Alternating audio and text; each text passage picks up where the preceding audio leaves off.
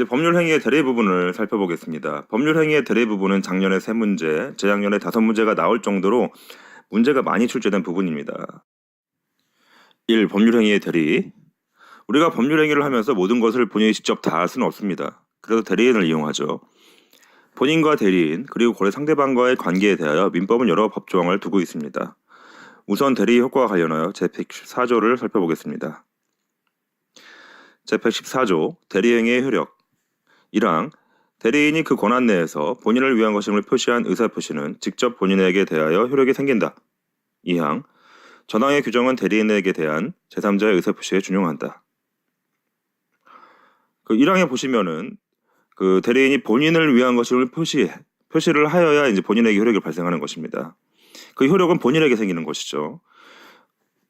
그 2항은 이제 대리인에게 대한 제3자의 의사표시에 준용한다라고 해서 이제 상대적인 말을 하고 있는 거죠. 자, 대리행위에 따른 권리와 의무는 본인에게 계속됩니다. 그 권리와 의무 속에는 그 손해배상 청구권, 취소권 등도 포함되어 있습니다. 따라서 손해배상 청구권, 취소권 등도 본인에게 계속됩니다. 계약상 채무 불이행을 이유로 계약이 상대방 당사자에 의하여 유효하게 해제되었다면 해제로 인한 원상 회복 의무는 대리인이 아니라 계약 당사자 본인이 부담합니다. 이처럼 대리인의 행위들은 그 본인에게 이제 효력이 발생한다고 볼 수 있는 것입니다. 다음 판례를 살펴보겠습니다.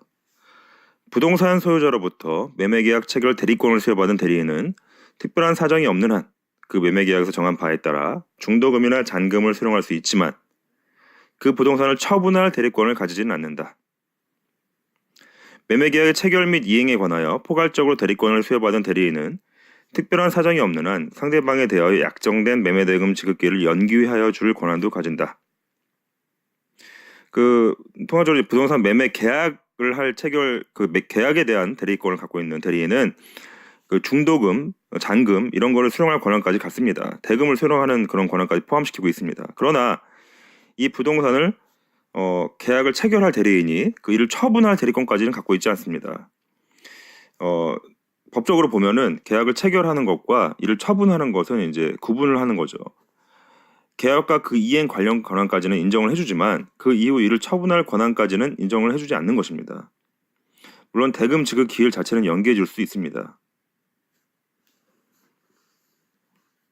다음 판례를 살펴보겠습니다. 보시면은 계약이 적법한 대리인에 의하여 체결된 경우 대리인은 다른 특별한 사정이 없는 한 본인을 위하여 계약상 급부를 변제로서 수령할 권한도 가진다. 네, 계약을 이행하면서 이제 그 변제로 수령할 권한을 가진다는 것이죠. 계약의 체결에 관한 대리권을 수여받은 대리인이 체결된 계약의 해제 등 일체의 처분권까지 갖고 있다고 볼 수는 없다. 그 앞서 살펴본 내용과 유사한 판례입니다. 본인을 대리하여 금전소비대차 내지 그를 위한 담보권 설정 계약을 체결할 권한을 수여받은 대리인에게 본래의 계약 관계를 해제할 대리권까지 있다고는 볼 수 없다. 즉, 금전소비대차, 그 돈을 빌려주는 거죠. 또는 그를 위한 이제 담보권 설정 이런 계약을 체결할 권한만 수여받았는데 이후에 이 자체를 해제할 대리권까지는 볼 수 없다고 보는 거죠. 그러니까 앞서서 살펴본 부동산 거래에 있어서 매매계약 체결 대리권 수여받는 사람이 이에 대한 처분할 대리권을 가지지 않는 것처럼 통상적인 계약 체결에 대한 대리권을 수여받는 사람이 이 계약 자체의 해제 등에 대한 처분까지 갖고 있다고는 볼 수 없다는 판례입니다. 어떤 취지의 판례인지 이해되시죠? 다음으로 116조 조항을 살펴보겠습니다. 대리행위의 하자 1항 의사표시의 효력이 의사의 흠결, 사기, 강박 또는 어느 사정을 알았거나 과실로 알지 못한 것으로 인하여 영향을 받을 경우에 그 사실의 유무는 대리인을 표준으로 하여 결정한다. 2항 특정한 법률 행위를 위임한 경우에 대리인이 본인의 지시에 조차 그 이 행위를 한 때엔 본인은 자기가 안 사정 또는 과실로 인하여 알지 못한 사정에 관하여 대리인의 부지를 주장하지 못한다.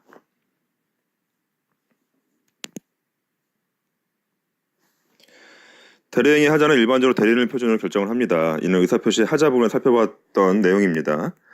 다만 이 항에 보시면은 그 대리인이 본인의 지시에 조차서 이제 그 행위를 한 때에는 예외적으로 본인이 자기가 한 사정 또는 과실로 인하여 알지 못한 사정에 대해서는 대리인의 부지를 주장하지 못한다는 내용입니다.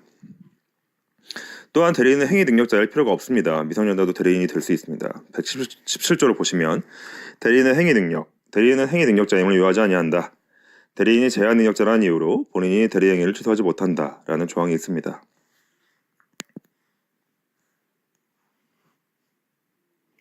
다음으로 제118조 대리권의 범위를 살펴보겠습니다.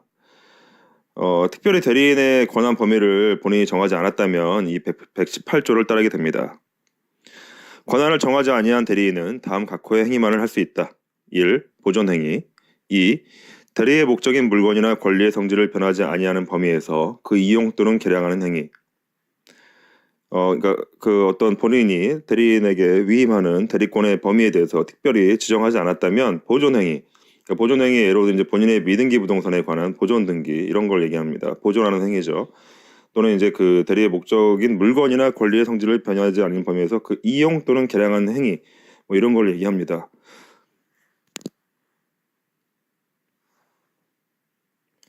제119조 각자 대리. 대리인이 수인인 때는 각자가 본인을 대리합니다. 그러나 법률 또는 수권 행위에 따른 다른 정한 바가 있는 때에는 그러하지 아니하다. 그 대리인이 여러 명인 경우에는 각자 대리가 원칙입니다. 물론 다르게 정할 수도 있습니다. 공동대리 형태로 그렇게 의사를 표시하면 이제 공동대리 형태로 정할 수 있는 것이죠. 다음으로 복대리를 살펴보겠습니다. 이제 복대리라는 것은 대리인이 대리권 범위 내 행위를 하도록 대리인 자신의 이름으로 선임한 본인의 대리인입니다. 이 이제 대리인이 본인의 대리인을 이제 선임한 내용인데 대리인 자체의 대리인이 아니고 본인의 대리인인 것입니다. 이 사람도 본인의 대리인 것이죠. 대리인의 대리인이 아닙니다. 120조 임의 대리인의 복인권. 대리권이 법률 행위에 의하여 부여된 경우에는 대리인은 본인의 생락이 있거나 부득이한 사유가 있는 때가 아니면 복 대리인을 선임하지 못한다.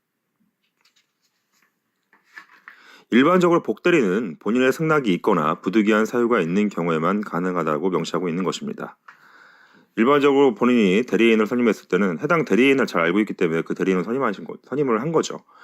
근데 그 대리인이 임의로 복 대리를 선임할 수 있다고 하면 본인의 의사와는 상관없이 복 대리가 선임돼서 어떤 피해가 발생할 수도 있을 것입니다. 따라서 120조는 그런 경우에 대리인은 본인의 승낙이 있거나 부득이한 사유가 있는 때가 아니면 복대리인을 선임하지 못한다라고 명시하고 있는 것입니다. 제123조 복대리인의 권한 1항 복대리인은 그 권한 내에서 본인을 대리한다. 본인을 대리한다고 말씀드렸죠. 2항 복대리인은 본인이나 제3자에 대하여 대리인과 동일한 권리 의무가 있다. 일단 본인을 대리하고 있기 때문에 해당 대리인과 동일한 권리와 의무가 있다는 것입니다. 다음으로 124조를 보겠습니다. 자기계약 쌍방대리. 대리인은 본인의 허락이 없으면 본인을 위하여 자기와 법률 행위를 하거나 동일한 법률 행위에 관하여 당사자 쌍방을 대리하지 못한다. 그러나 채무의 이행은 할 수 있다. 이를 위반하는 경우에 무권대리가 되므로 본인에게 무효입니다. 물론 본인이 추인을 하면 유효가 됩니다. 이 조항 같은 경우는 본인의 허락 없이 대리인이 본인의 거래 상대방이 된다거나 거래 당사자 둘 다를 대리하는 행위는 허용하지 않고 있는 것입니다. 왜냐하면 이해상충이 발생하기 때문이죠. 다만 채무를 그대로 이행하는 것은 할 수 있습니다. 이 경우는 이해상충 우려가 없기 때문입니다. 이를 위반하는 경우에는 본인에겐 효력이 없고 다만 본인이 추인하면 대리행위는 유효하게 되는 것입니다.